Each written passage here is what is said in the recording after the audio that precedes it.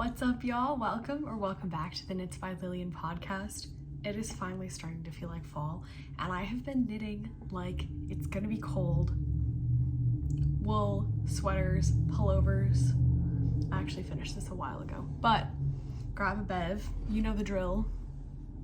Let's crack into it.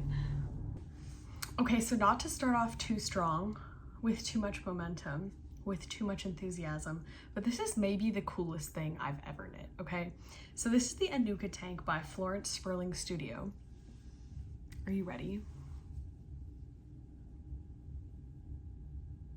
Should we just take a moment to revel in her glory? This is probably the most complicated color work I've ever done. So let's get a little breakdown here. Each of these panels is stranded color work, okay? And then they're in tarja to be worked together.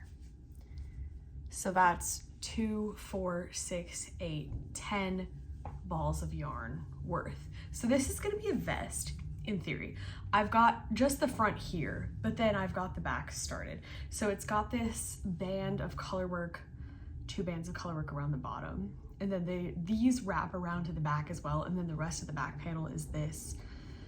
I'm not really sure if there's a name for that stitch pattern. It's just like a simple color work pattern. So this is not really the color scheme of the original sample. I'll insert a picture of, I saw a post on Instagram, I'm blanking on the name, that really made me want to knit this. And it was a color scheme that was much more up my alley. I mean, it's pretty similar to the color scheme of what I have on. Also, by the way, this is the Pohjola pullover by Sari Norland. I knitted it last spring of 2024, I think, with, I want to say Young Folk Knits was doing a knit along. Someone was doing a knit along. I knitted it then, I finished it then, and I didn't block it until about 2 weeks ago. So now we've got her on repeat. Lovely colorwork yoke.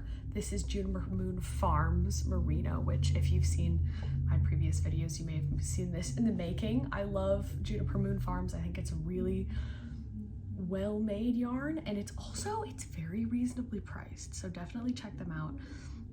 At least the merino, I think they have 2 weights. This is the thinner one. But I also have one of the first sweaters I ever knit was in this, actually the same burnt orange tone.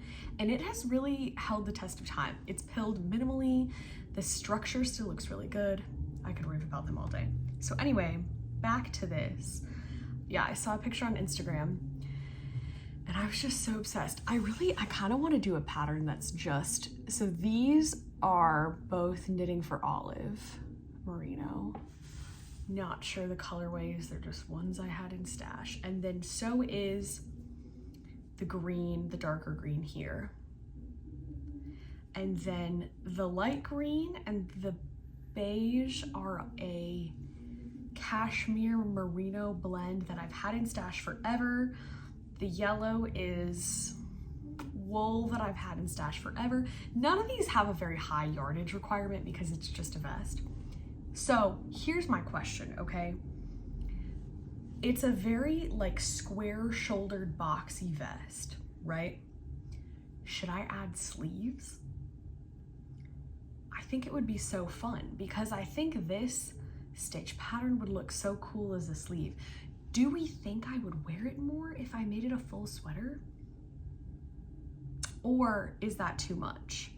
And this would just look cool with denim jacket over it. I have a dark green, like this exact shade denim shirt that I think would look so cool over this, or white pants like in the Instagram picture.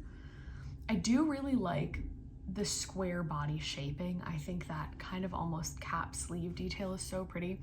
So just food for thought, but I'm so pleased with how this has turned out. It's been really fun to knit, really challenging. Once I learned how to get kind of in the swing of doing stranded color work and intarsia at the same time, it got a lot easier. But I would suggest, if you want to make this, maybe put your yarn on something smaller because you don't need that much yardage. Don't do what I did and carry the whole ball with you because it gets tangled. Trust me, it gets so, bestie, it gets so tangled. I'm not that organized and I made a knot out of this, but I'm never getting over this. Like it's so cool. It's so cool. Also now, I simply must go and knit the rest of their designs. Everything else they've designed, add that to my TBR. Is there a TBK to be knit? Yeah. Okay, so since it's the season for color work, I'm gonna test knit for actually the first time in a while. I don't think I've test knitted anything since last winter's color work, but oh boy, this is looking pretty nice. Should we take a moment for her too? I feel like I'm doing a show and tell. This feels like kindergarten, like everybody sit on the carpet while I show you my little things that I have knit. Okay, I love this, okay? So this is Drops Lima. So it's a wool, I think it's 60% wool and then a little bit of alpaca blend. This is maybe the cleanest color work I've ever knitted up. So it helps that there aren't too many super long floats, but I think it's a good credit to the yarn too. I haven't blocked it, but look at how even those stitches are. Like that's crazy. Okay, I'm a loose knitter, right? So a lot of times pre-blocking, my color work is all over the place, especially if we're catching floats. But that looks pretty nice. So I'm doing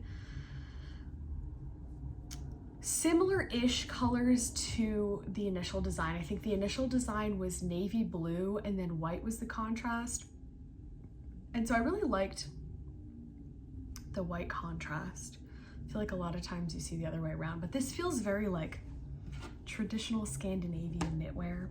I thought initially about doing red and then having my accent color be white because I thought that would be so fun and like traditional Norwegian color work-esque, but then I decided it might look a little Christmassy, which isn't bad, but I probably wouldn't wear it that much if we're being honest. So I've settled on this charcoal because I knit the Moby sweater as a cardigan in a Blue Sky Fibers, I think, charcoal. And it's the only charcoal sweater that I own for myself. I've done a couple of gift knits in that color, but I never realized it was a palette that I wanted in my own closet. So I really have been enjoying this knit. It's color work that's interesting enough, but repetitive enough to be rhythmic, but keep your attention. So I think this whole pattern is gonna repeat again. We're gonna steek, which I'm excited and also scared for. So I think the pattern, I don't wanna give away too much, but I think the pattern works in a reinforced armhole to steek intentionally because we're doing bottom up, we're doing a tube, but it's kind of nice that you don't have to work color work flat. Love that. She gave us a long time for the test knit, which is lovely. I love when designers do that. So we're right on track. But I just, like, that's so even, okay? This isn't a good comparison because the color work is very different, but I really love how this color work turned out, but it doesn't have nearly that same stitch definition. Now, super different pattern, super different construction, different yarn, different gauge, but I've never had color work look this good this early on. Usually I do the first little bit and I'm like, should I rip it out? Have we made a big mistake? Even to go back to this last guy, I did these first two like bands around the bottom and I was like, those look so messy that I don't know if I'm gonna continue with this. But I hate frogging.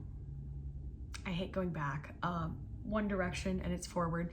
So I just really powered through, but I'm glad because I think in the end it turned out lovely.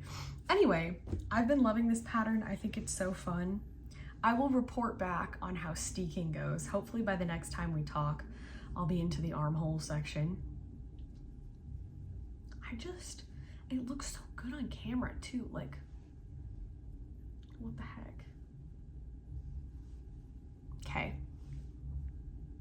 Okay, so a couple videos ago, yeah, I had Kelbourne Woolen Scout yarn in this lovely like gingery brown, and I asked everyone what a good textured pullover pattern was, and I got so many requests. Y'all came through, okay?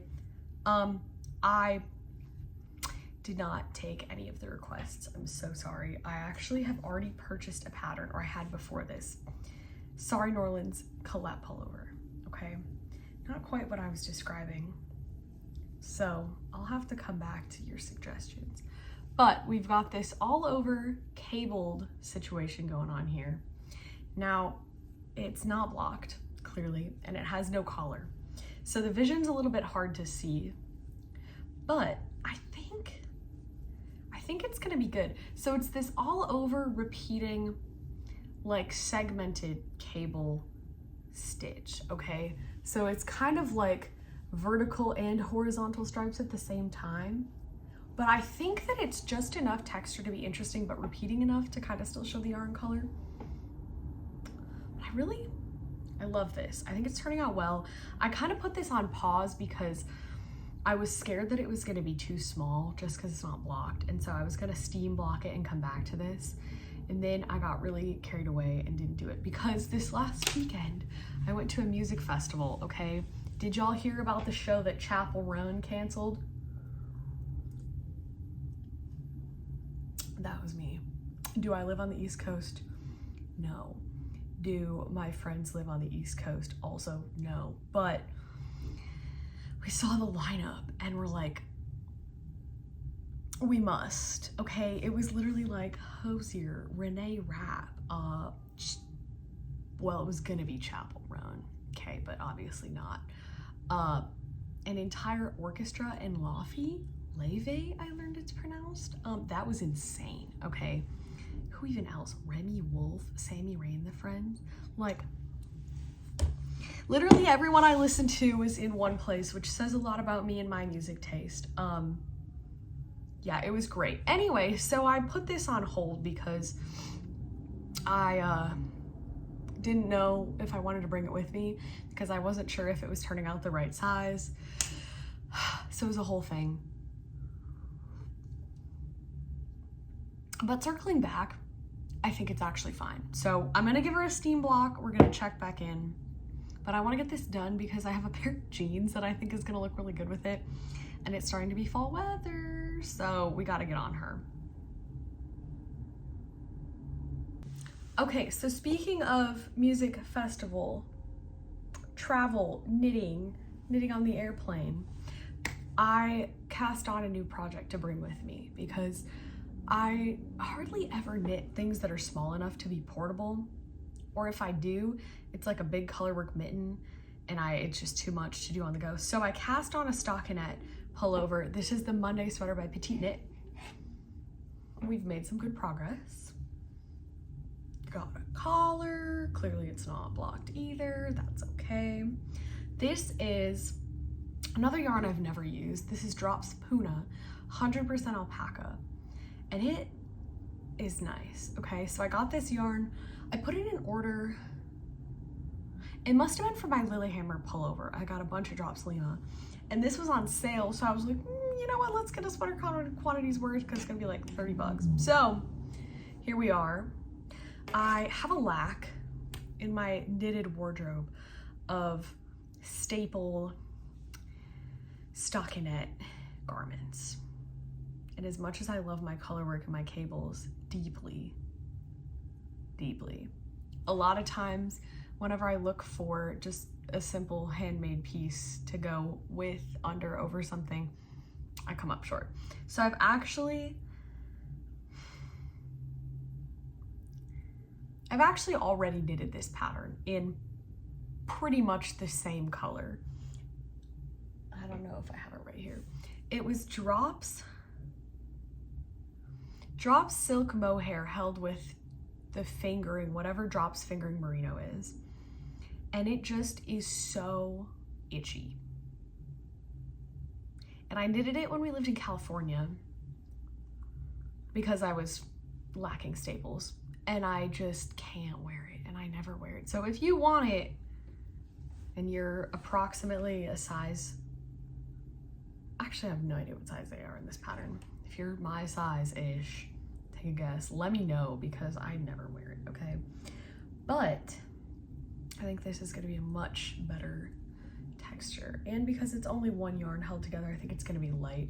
So I'm gonna do this pretty cropped, I think. It's just a pretty basic raglan, got some short rows, folded collar, nothing too crazy. I unsurprisingly have gone off pattern immediately. I'm actually pretty spot on for gauge, but if you've ever knitted a petite knit pattern, you know that her patterns have a lot of positive ease, which is great, love that.